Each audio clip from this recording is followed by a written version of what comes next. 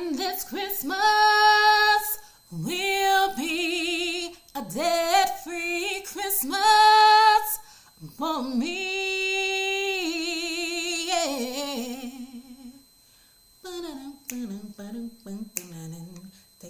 Take your hand now.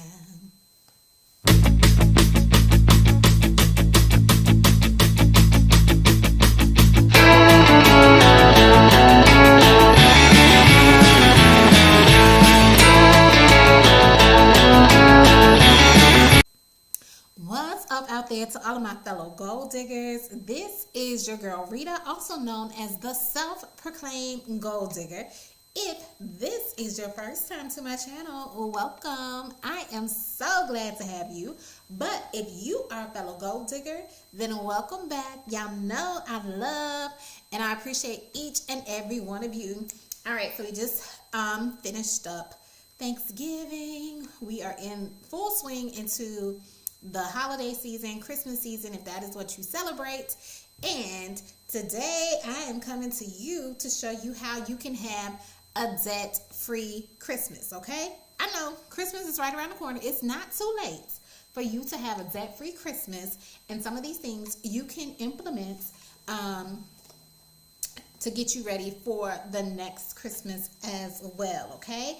So I have some things I'm going to be sharing with you. I'm going to be looking at my notes so I can hit each and every one of them. And hopefully you will find this information helpful and be able to utilize it in your life, because that is what my channel is for. So if you enjoy what you see, if you enjoy the content, then please be sure to give this video a thumbs up. And if you are not already subscribed, please go ahead and do so. Hit the subscribe button as well as hit the notification bell so you can be notified when I have other videos to come out. All right, let's go ahead and get into it. All right, the first thing that you need to do in order to have a debt-free Christmas is you need to learn how to say no. That's right, you need to learn how to say no. You be saying no, no, no, no, no. Never say yeah.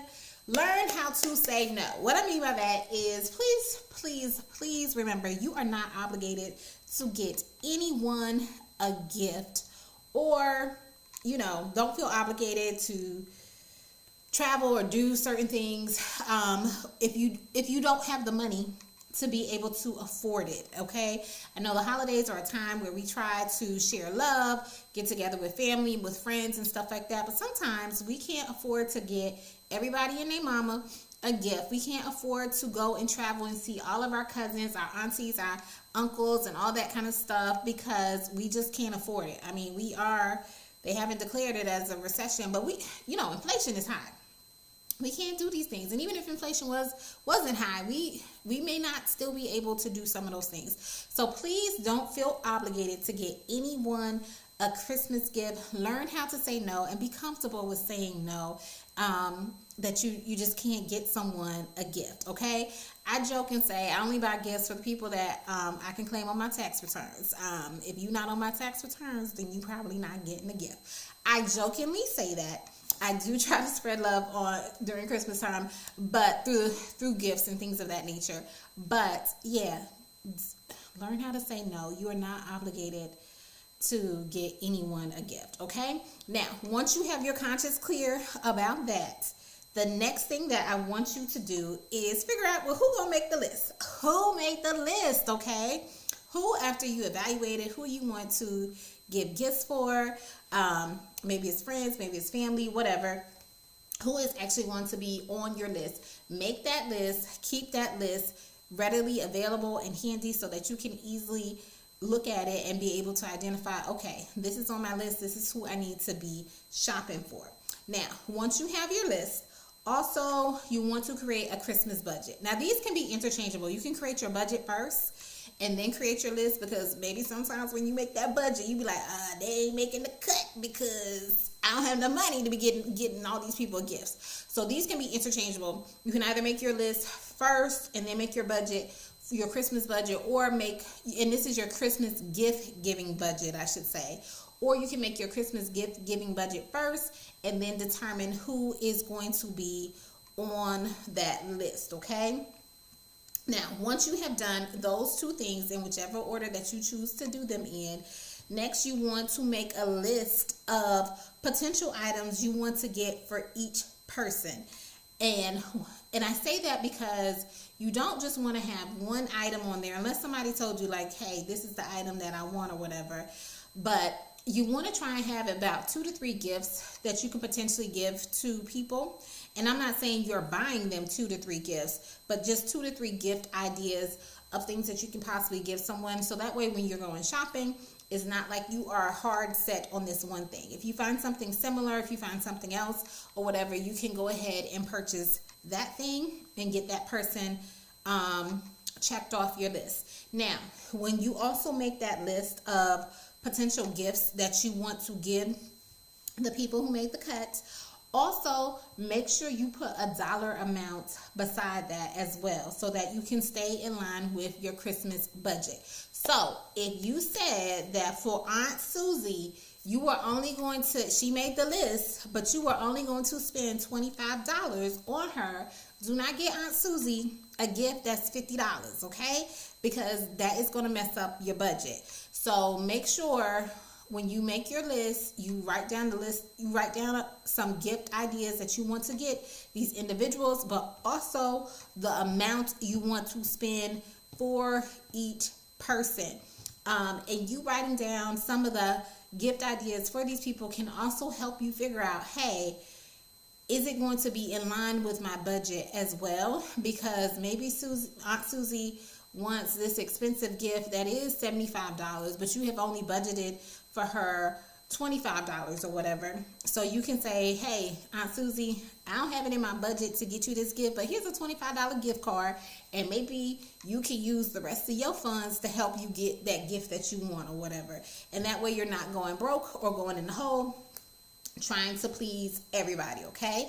And once again, it goes back to my tip number 1 for having a debt-free Christmas is do not feel obligated to get anyone a gift, okay? It's okay to tell people no. It's okay to say that, you know, I just ain't got it like that this year. So, all right. Next up, the next tip I have for you is start saving early. And you might be looking at me crazy like, girl, we about to be in December. What you mean start saving early? No worries. I still got you, boo, okay? I still got you.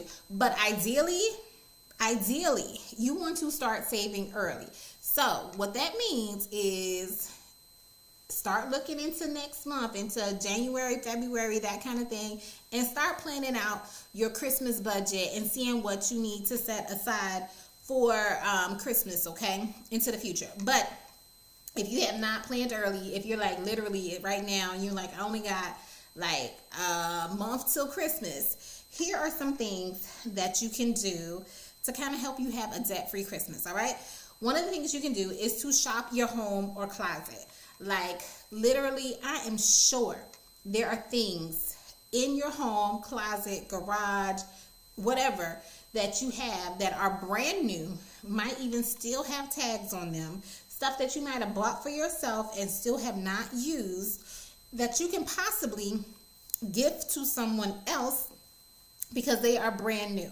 So remember that, keep that in mind. Shop your home or closet. Now, the other thing is, you might, when you do that, you might even find that gift that someone else gave you last year that you never used, that you can possibly re-gift, if that is, you know, if you're okay with re-gifting and stuff like that. But shop your home and closet for potential gifts. You probably got so much stuff that you could, that's new, that you could possibly use. And depending on how recent you bought it, if you're like, oh, this is new and I still haven't worn it and I've already had it for like a month or whatever, see if you can still return it and get your money back for it.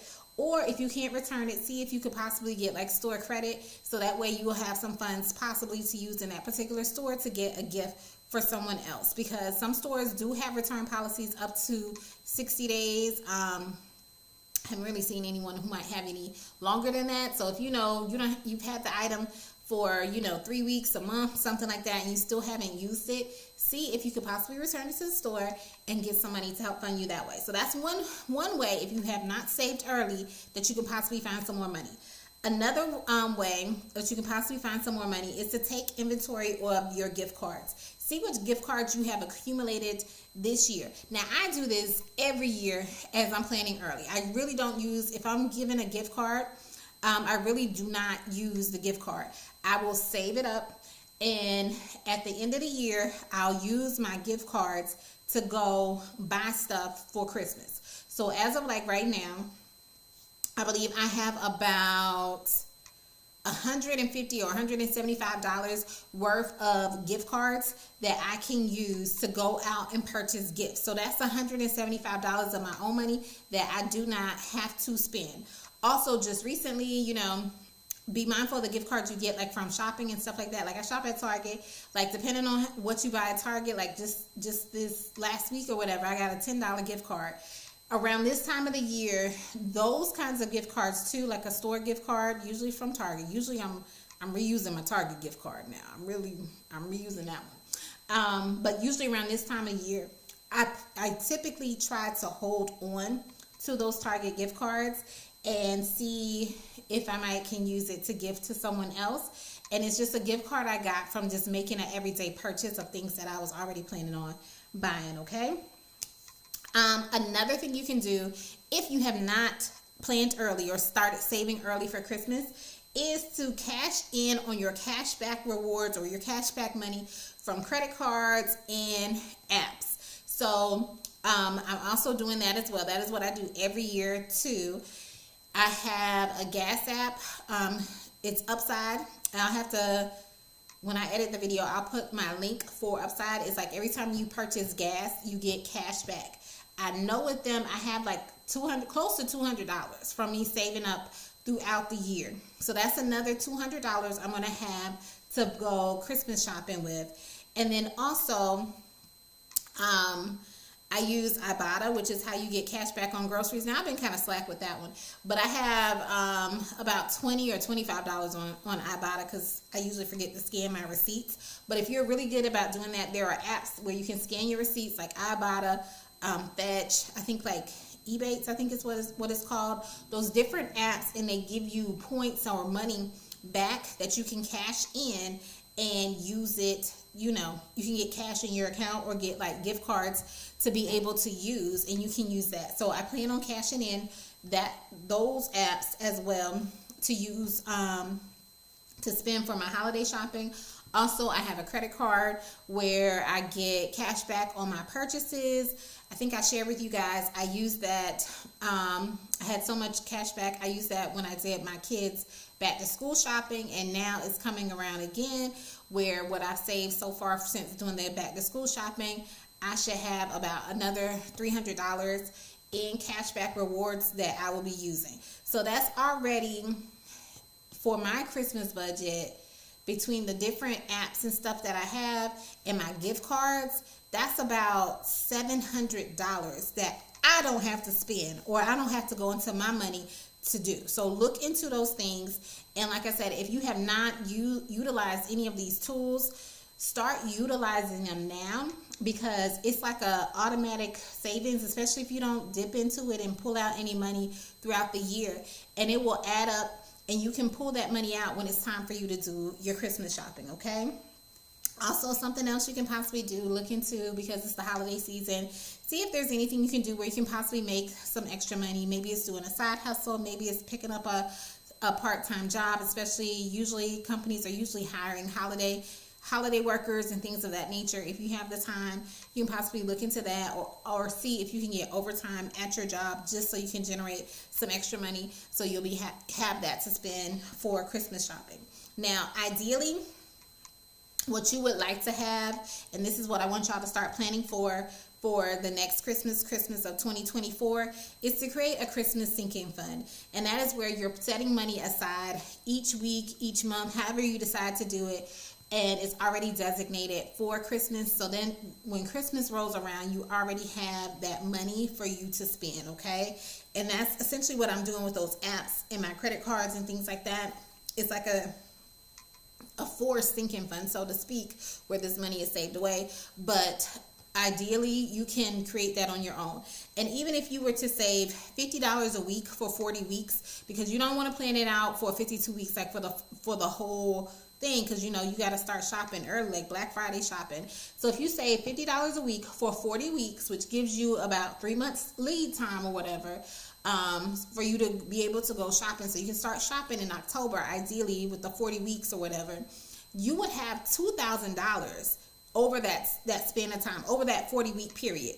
So something as small as $50 a week could get you $2,000 for you to spend at Christmas time. So keep that in mind. Plan on getting a Christmas sinking fund for next year.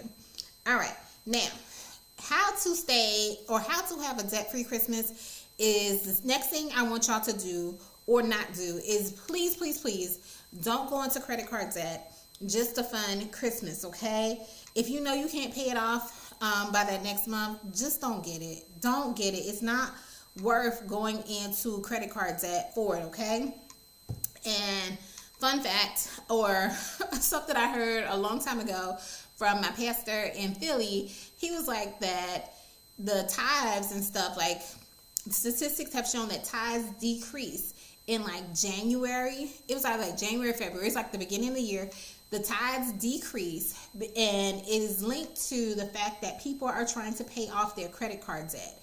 Now, Jesus is supposed to be the reason for the season, and here we are not able to pay our tithes or give back to the church, and this is the whole reason for Christmas, all right? So if you know you cannot pay it off, please, please, please don't go into credit card debt to get Christmas gifts or to fund your Christmas activities. All right. Now, which also brings me to the next thing. Please, because we got these new school stuff, please avoid those Klarna, Afterpay, all that kind of stuff. Don't get caught up in that, okay? Don't get caught up in that either, because that's just another form of credit. That's just another form of debt. Don't get caught up in those things saying, oh, I can pay this off over in 4 payments or whatever, 5 payments or whatever, spread out or whatever. Don't get caught up in that either. Just avoid those things. If you can't buy it right now, chances are you shouldn't be buying it, all right?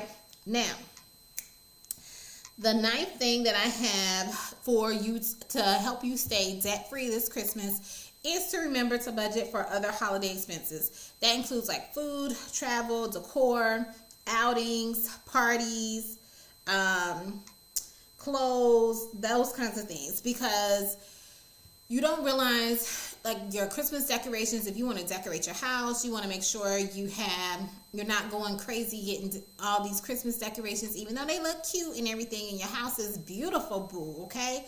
But just don't go too crazy with that.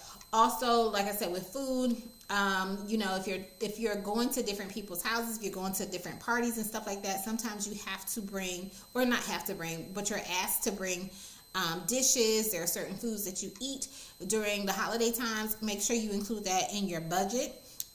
Also, the miscellaneous stuff, like if your family takes photos each year around Christmas time, like professional photos, or they do photo shoots and stuff like that, plan for how much that's going to cost for the photos, as well as like the clothes, because y'all know y'all want to be accessorized and coordinated and all that kind of stuff. Factor that into your budget for things that you might be spending on this holiday season. And if you're traveling, in terms of travel, like hotel lodging, your gas, all that kind of stuff, those are different things that you're doing because you're visiting family and friends and things like that. So your gas budget or your travel budget might increase slightly because you're going to more places and doing different things with people, as well as like with different parties and stuff like that. You might have to buy different gifts, or it might cost a certain amount for you to attend this party or things of that nature. So don't forget those things. And the last and final thing I have to help you have a debt-free Christmas is, and I mentioned it earlier, remember that Jesus is the reason for the season. So don't go into debt. Remember what the true meaning of Christmas is. Try to give back to others during this time. And it doesn't mean that you have to give back by making a monetary donation. See how you can give back just by helping someone else, volunteering of your time, or just being kind and just being, in a good mood or whatever, and sharing a kind word with someone, all right? Because Jesus is the true meaning of the Christmas season. All right, so those were my 10 tips to help you have a debt-free Christmas. I hope it was helpful for you, and I hope y'all stay debt-free this Christmas. All right, that is all I have for now. If you've enjoyed this video, remember, give it a thumbs up, and please be sure to subscribe to my channel. All right, take care, everyone.